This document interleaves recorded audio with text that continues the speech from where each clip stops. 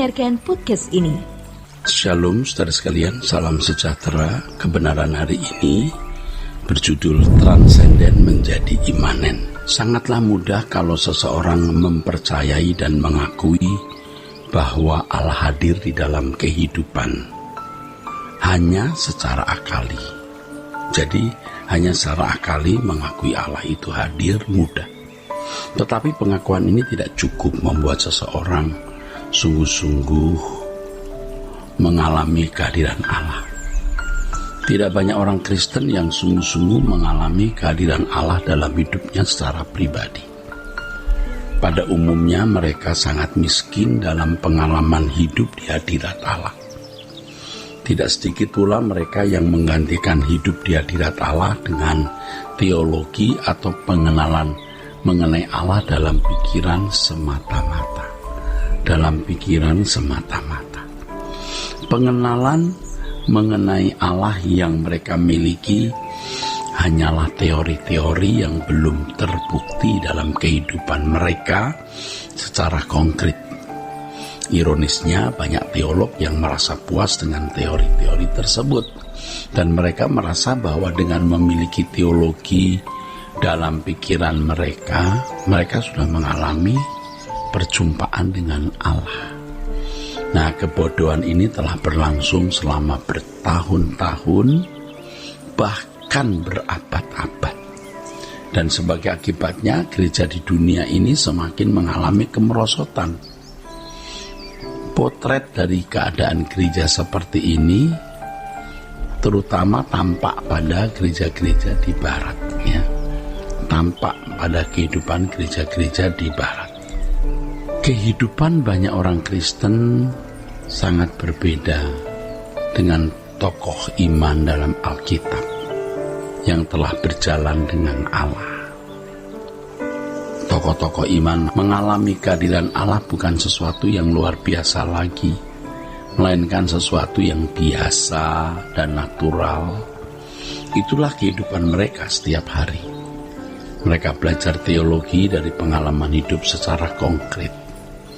Teologi mereka adalah teologi dari pengalaman hidup dalam berinteraksi dengan Allah. Itulah teologi yang diperagakan dalam hidup secara konkret, bukan hanya ada di dalam pikiran.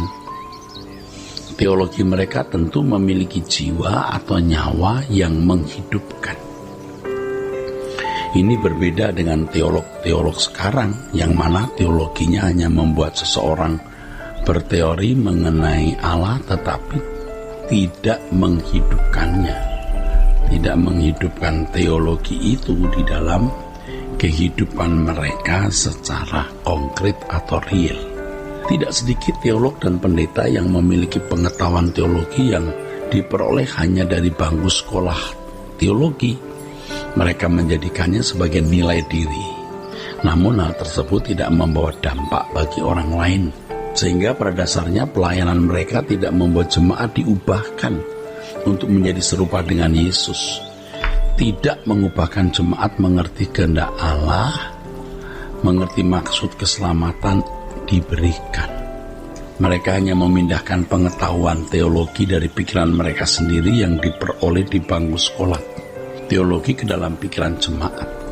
Itulah teologi yang tidak menghidupkan.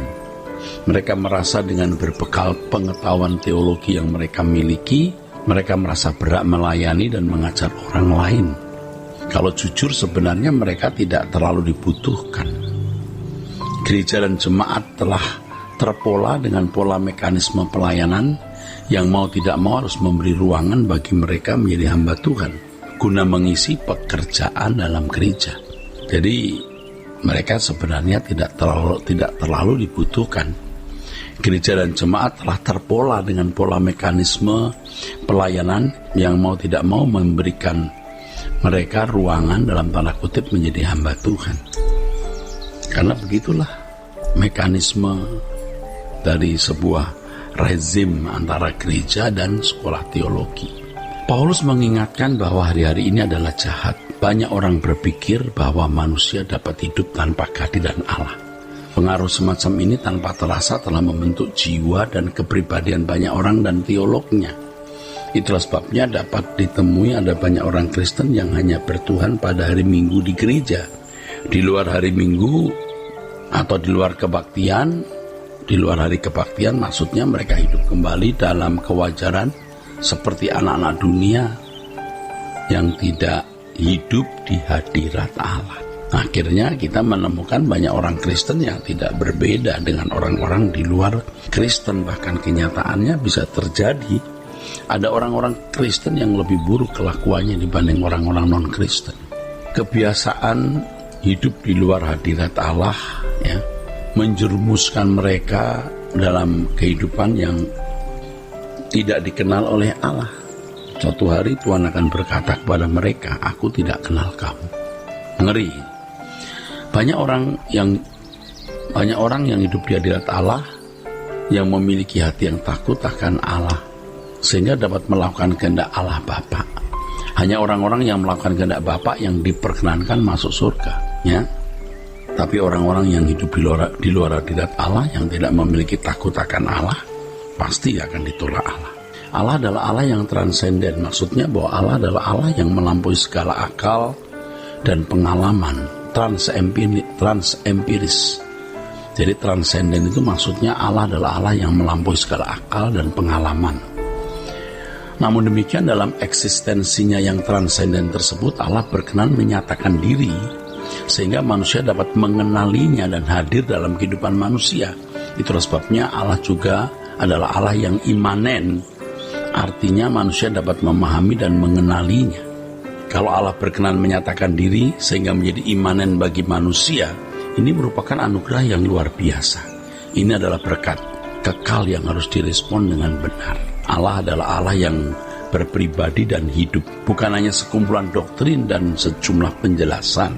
Allah adalah Allah yang memiliki pribadi yang berkehendak, berperasaan, dan berpikir. Ia berkeberadaan sebagai pribadi yang dapat berkomunikasi dengan pribadi lain. Dalam hal ini, Allah mau berkomunikasi dengan umat pilihan yang juga adalah anak-anaknya. Oleh sebab itu, saudaraku, kita ini sebagai umat pilihan harus memperlakukan Allah sebagai pribadi yang hidup. Itulah sebabnya dikatakan Allah beserta kita, yang artinya ia hadir dalam kehidupan manusia secara konkret. Sebagai orang percaya, kita harus mengalami realisasi dari pernyataan tersebut, Allah beserta kita. Sehingga pernyataan tersebut, Allah beserta kita, berdampak dalam hidup ini. Artinya ada implikasi dan implementasinya secara nyata yang benar-benar kita rasakan dan mengubah kita. Selanjutnya kehidupan kita yang diubahkan dapat dirasakan orang lain yang bersentuhan dengan kita. Kita harus belajar untuk menghayati kehadiran Allah dalam hidup, agar kita melatih diri untuk hidup di hadirat-Nya. Saya ulangi, kita harus belajar untuk menghayati kehadiran Allah dalam hidup, agar kita melatih diri untuk hidup di dalam hadirat-Nya. Saudaraku, dalam eksistensinya, Allah yang transenden, Allah berkenan menyatakan dirinya, sehingga manusia dapat mengenalinya dan Allah hadir dalam kehidupan manusia itu. Berarti Allah menjadi imanen, ya. Puji Tuhan. Kiranya kebenaran hari ini memberkati kita sekalian. Sola Gracia.